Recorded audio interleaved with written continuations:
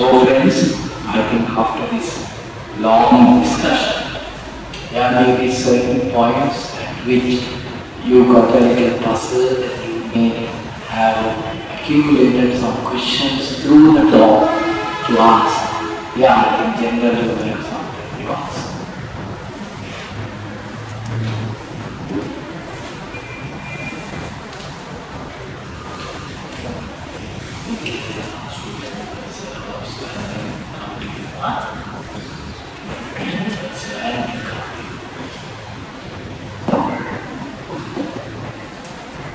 My understanding of the mind is correctly the mind, the thoughts arising in my mind get embedded into the subconscious mind. Embedded. They recorded in the subconscious mind. A single thought is lost. Now, the meaning of rebirth is that my mind goes into the mind of that being. That means my mind thought becomes the subconscious mind of that being. And it continues. That is called rebirth. You are being born, the mind is being born again.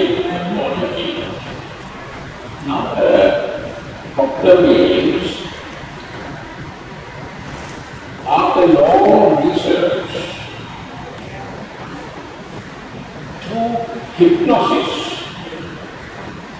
they were able to get that person to read or come out with what he or she was by taking the thoughts out. Now, I have an outstanding example. I won't mention names. This professor came and gave a lecture here about 2 years ago. Studied this subject in depth. And he complicated for him some time. We analyzed and organized to read your mind and make you through hypnosis first. To control that mind, in other words, through hypnosis, he made you form the mind come out into the present. Now what did he think? Supposing now this particular lady, now she has been living in a village down south. All her thoughts in the activity there was recorded into the subconscious mind, and she was reborn as a lady during this lifetime, but all those thoughts were inside. So what this professor did was, through hypnosis, he convinced her mind and brought it up, so that when she came out, she was firmly convinced that she is still that lady. And this professor asked her, with an accurate speaker, I have spoken to you, asked her to take them to their home. She went straight to the village, went into the home, and the people there who sought to encounter. She went in the book and said they had a home. So then all that the patient, they said, and then she went to the garden and she what about then they said, yes, that time our daughter is 5 years, but that time it was small garden. So,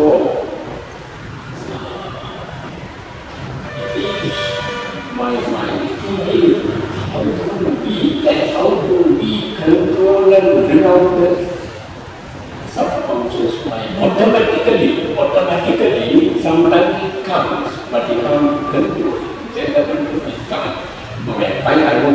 my final example, friend example, my cousin's sister married to a doctor, he named Maharaj, Dr. Bhavana. Her little son can hardly say one or two words, but she suddenly stopped. That what is stating the actual word, repeated actual words. So the at that time the man was alive. What he did was, he got it recorded and went and gave it to the temple priest.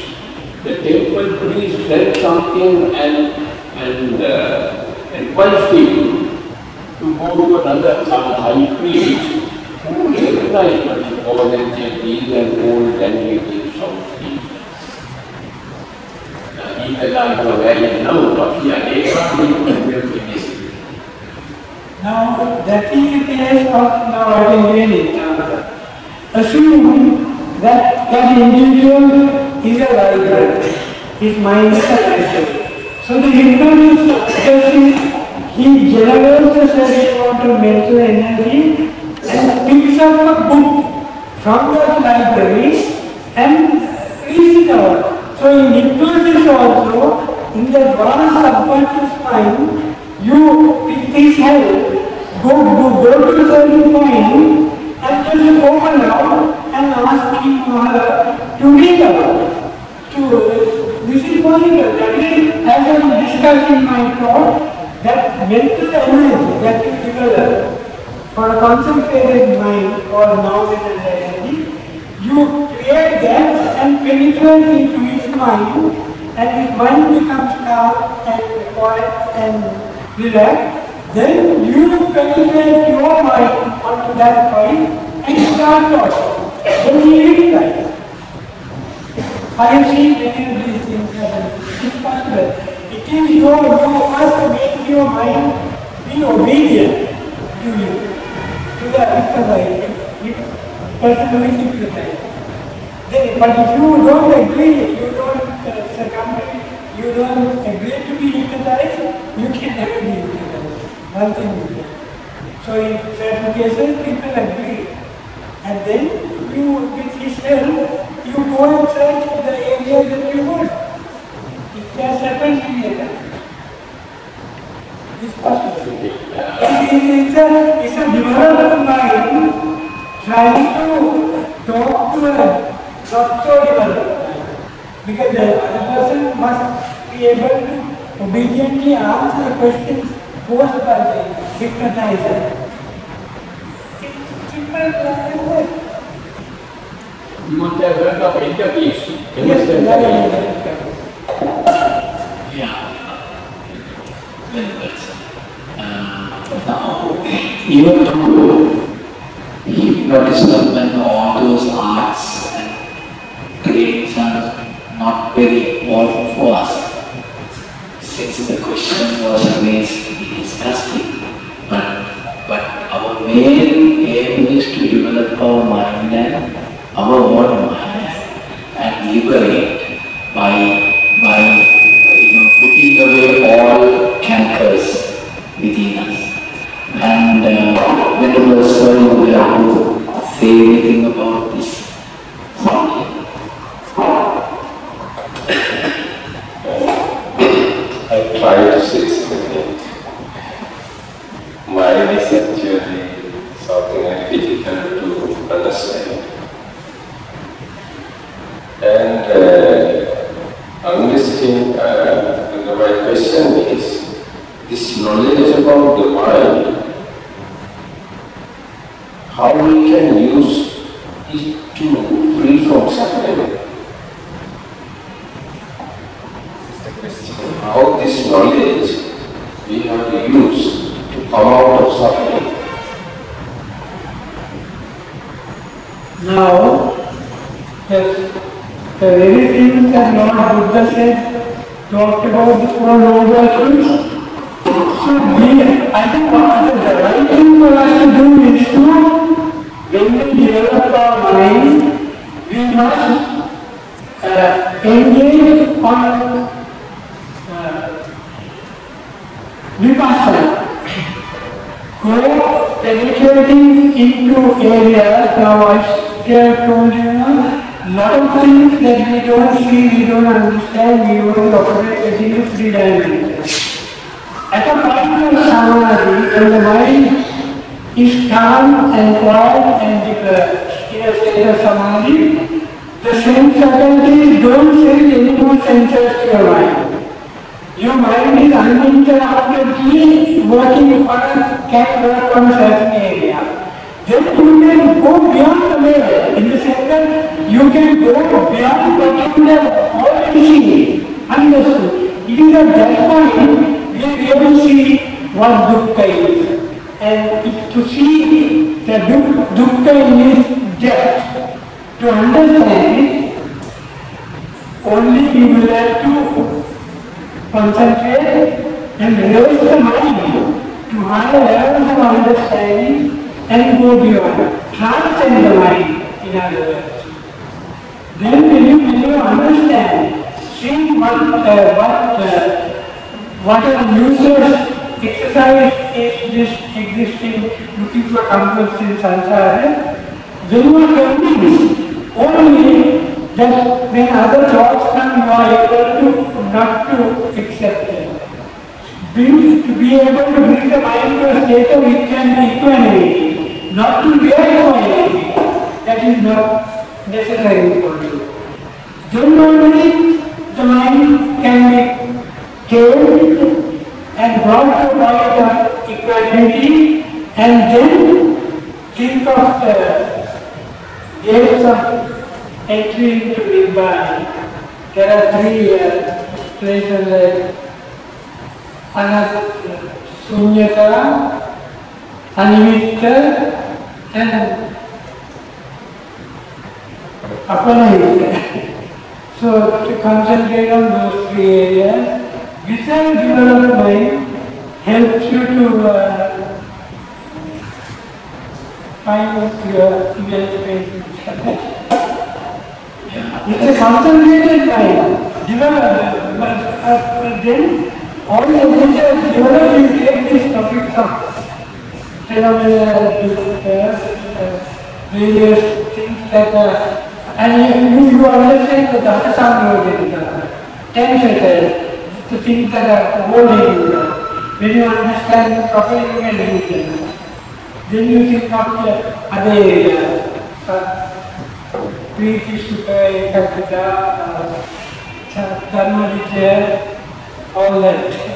Then you are on the right path. I think as Venerable Sir posed the question, whatever we discuss as Dhamma should lead us to understand dukkha, cause of dukkha, and the cessation of dukkha and the path leading to liberation. If any Dhamma that we discuss doesn't do that, we don't think that, I don't think, I think we all agree that we are going in the correct path. So I think as Buddha was talking to many Palans who were not doing science, he had gone and spoken to very normal individuals in the society, poor people, rich people who were not well educated sometimes, educated people, uneducated people. So when Buddha spoke to them, he never brought out any high theory with him. But at times when a monk or somebody is contemplating high, Buddha also came up with certain scientific areas. But in general, what Buddha was speaking to people was, dukkha, and look at you, what happens to you. See, look at you, when you get angry, see that you have got angry because of this. that kind of analysis within you about you. And also how much you suffer and what is suffering in the world. So Buddha, though this mechanism is there, now this is the mechanism, this is the deep mechanism. But though the mechanism is there, Buddha wanted to nullify the unhealthy areas by looking at dukkha. That is what he said, look at anything as something not yours, not you, and this is impermanent, this is dukkha. That kind of formula was given because the people can easily do that. So when the person easily does that, he will naturally repel all unwanted things and he will come to Nibbida. So I think, sir, you had a question to ask. Yeah, you can come. I'm sorry, I don't know your name.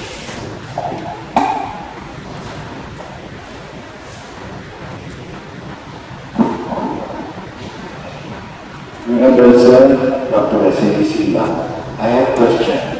Now, when a human being finally against Bhavana, where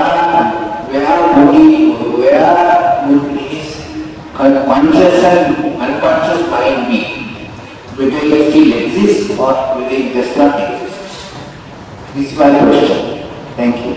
Now, when a person, it's only the way I understand it, attains Nibbana, mind, matter and consciousness get separated from each other. They don't operate anymore. Then there is no ego. There is no person. Nothing is left. But there is something that he needs there. His clothes, his boots, all that.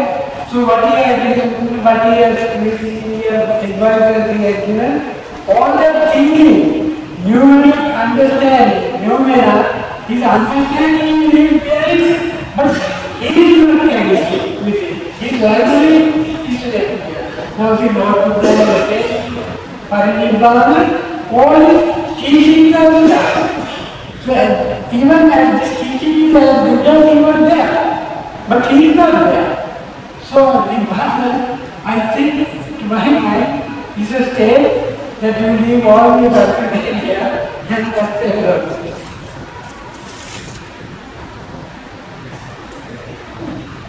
Yes, I think Mr. Saparmadu has a question. After that, Ranjan. must it be that we annihilation?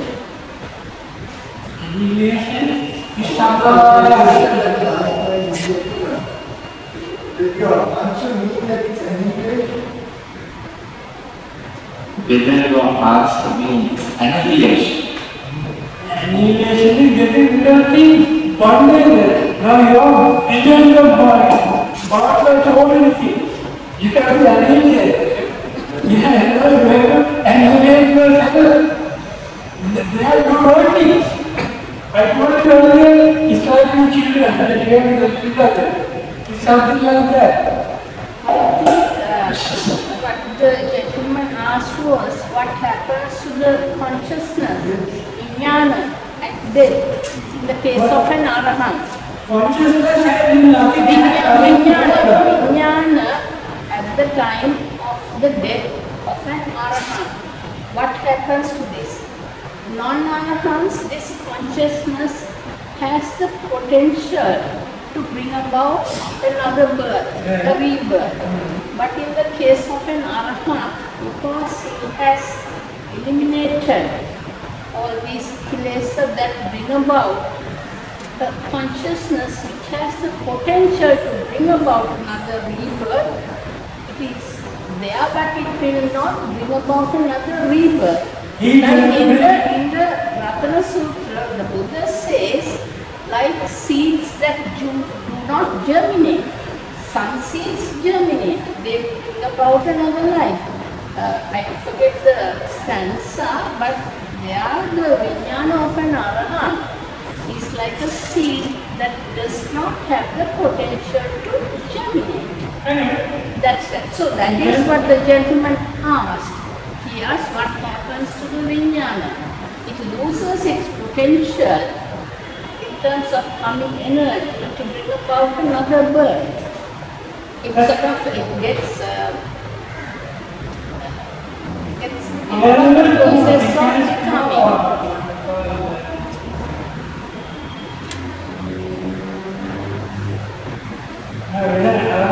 My thinking is that when Arahant passes away, he has no other thought. His mind is not functioning, it's virtually emptiness. So then there is no consciousness at all. So it could be something like that. I think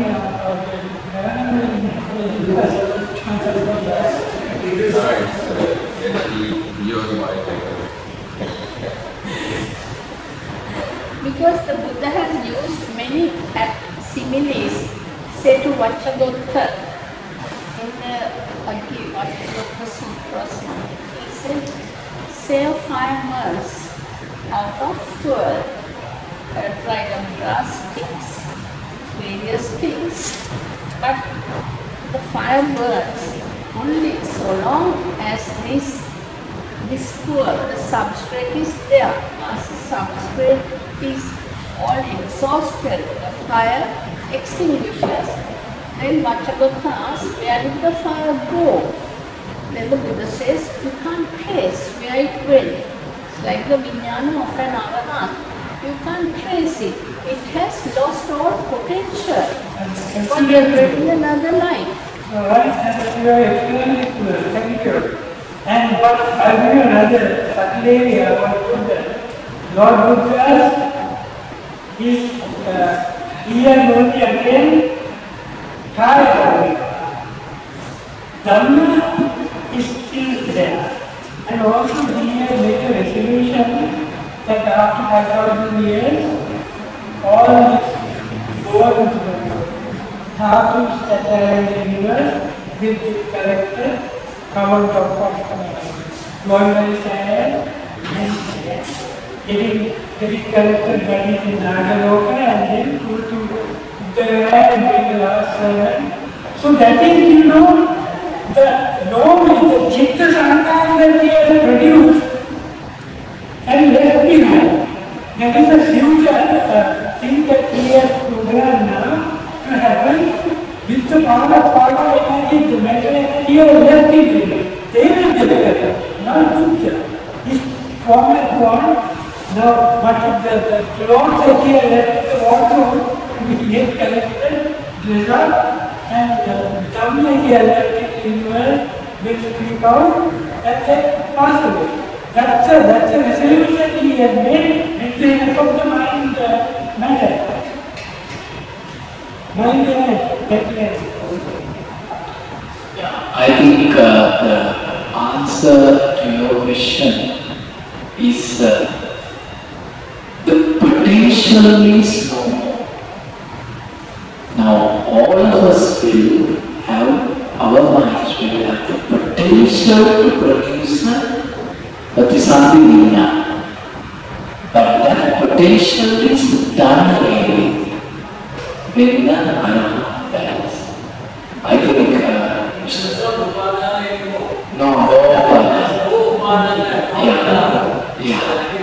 everything is done. Yes. And so now do we have a question?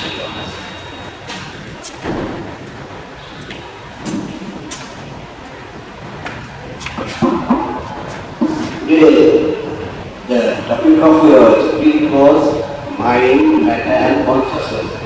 These three things are mentioned in Dhammapada one after the other.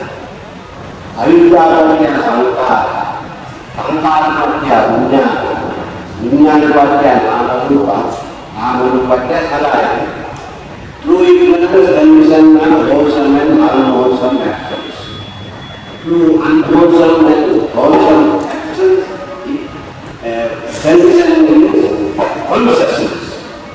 Through consciousness, condition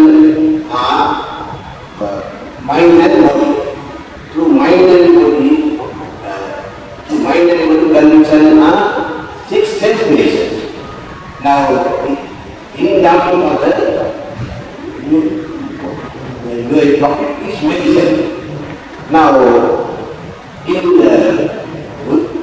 the birth of the Buddha has mentioned there are 3 conditions for a birth.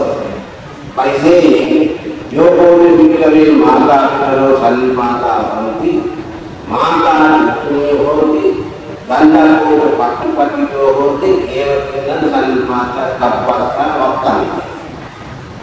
Father and mother live as husband and wife. Mother being fertile position. Presence of a Ganda. Of these 3, the most important part is the presence of a Ganda. This Ganda is none other than leading to consciousness. Now, as you know, this body consists of, this life consists of 2 main parts, mind and body. Then this mind and body divided into 5 parts, saying 5 entities. Rupa, Vedana, Dana, Ankara, Vijnana. Rupa is physical body. Then mind is Vedana, Dana, Ankara, Vijnana.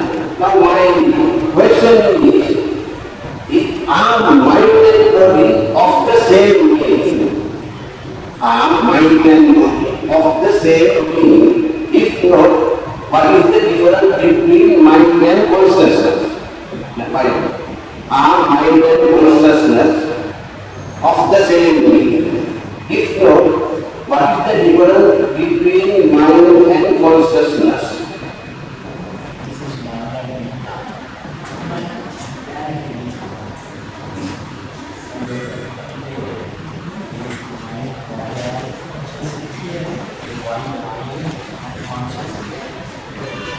Consciousness is a part of mind generally. It operates along with the mind. Where the mind is operating, consciousness is there. Now, another thing I want to possibly radiate you, at the point of the Bhasha, consciousness is there. At the point of Vedana, consciousness is there. At the point of Sanya, consciousness is there. At the time of Chetana Mansikara, consciousness is there. At the point of Sankara, consciousness is there. But consciousness operating and felt not at the conscious level of the mind, but at the subconscious. So it's not felt by you, generally goes without saying. Actually speaking, I think we are going into very deep areas which are practically we don't know how much, but the practical path we have to develop. But since the question came up, now we are using these English words, mind and consciousness, that kind of thing. But in Pali literature, if you see, clearly it shows Chitta Vijnana. You know, now this Vijnana, when you go into certain descriptions in the Buddhist literature, Vijnana is merely not Chitta. The Chitta is that process where when you encounter something, you go through certain Chitta. But once you proliferate your thoughts, and when you cling on to something, now there you get into the Vijnana. So, what is Vijnana is much more than the simple word Chitta, where your clinging and your proliferation and the klesha mixed mind is the Vijnana actually. So that is how it is described in certain places. But in a place like when we talk of a conscious and subconscious mind, what Buddha meant regarding the Vijnana and the Chitta, we still do not know actually. This is our understanding and best explanation that we can give that we talk of the area which we can't see, we call it subconscious. But the operation is so fast. We don't know whether we don't catch the operation, that fast operation, just because we don't catch it, we say, no, it is subconscious. You don't have to talk like that, but that is true, and the appearance of it, that is right. So I think what is very important is the dirty and the bad one is the closure mixed Bhavana based mind. That's what we have to understand. So what we must stop is our normal mind, which starts like seeing something, hearing something. That normal mind going into that calm mind is the one that we have to stop. I think the practice should be aiming at that. So knowing these things will help us in that manner. If you know that you can put the stop, that is what, and it's not easy to put a stop, but you have to practice to do that. Yes. Jnana is something registered in the mind. Yeah, okay, I'm sorry, I have to give this one, whenever Saraswati is out, you don't know, but I mean, there is a registration. But now, when we see something, the working of the mind is so fast. In a flicker, we have gone into Vedana, Sanya, everything. I mean, we have no time to think whether we have gone into Sanya, Vedana, or that. We've gone. It's a kind of registration. Our identifying is the comparison from within with what you see and the world. But there is something beyond that. What we saw will proliferate within our minds and give more fuel to that. And we go down the tanha and dvesha and all those minds and make it a big bulk of klesha mixed thinking.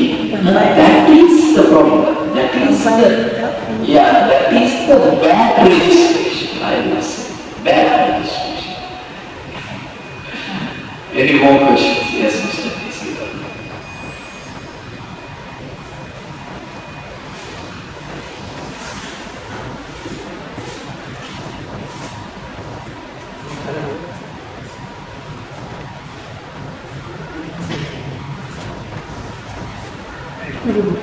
My question is what MBBS, the doctor, and we do it of the doctor expert.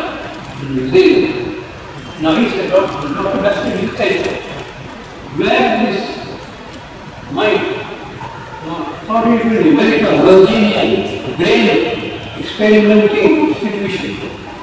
They have found out that the brain is, that the mind is in the brain. And the universe cannot exist, cosmos cannot exist without the mind. The universe exists because of the cosmos and consciousness. And this was known by Lord Buddha 2,700 years ago. Lord of non-knowledge. Now, we can compromise by saying mind primarily is with the brain and the grey matter. The energy of the mind can be in the universe. It can be in the past, from the past, it can predict in the future. So when you look at the functioning of the mind, what the mind does, it complicates. I think if I just take 1 minute on that, Buddha has very clearly said, you create a world within you. All other things which are external, you make your world by taking them in. So this proliferation, now the problem we have is, we try to hand over our problem to the universe. Now that is our problem. Buddha has never asked us to put our things into the universe. But he said, boy, you are internalizing the universe through your senses. As long as you extend your senses, there is a created world within you. So look at you. Look at you. Always Buddha has been very, don't look at that, don't look at this. You look at you. Look at you. What is happening to you within yourself. That is why Buddha said, when you look at that, you will see in this color way the whole world is. Is it Buddha? Sorry? Is it Buddha? Yes. Yes. So you have to look within you. When you eat, when you hear a song, everywhere you have to see what state are you now in. Are you proliferating your thoughts on what you hear? That's what the wanted to show. So when you understand that, you will see, because I proliferated my thoughts on that song, only that when it is no, I am sad. You will see. So that is what the same. When you get happiness, you get that happiness. Why are you happy? Are you attached? Yes, the answer will come.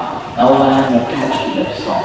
So look at it. Then you will understand this attachment is the one which leaves the emptiness within you when things change. When things change, this attachment causes dukkha.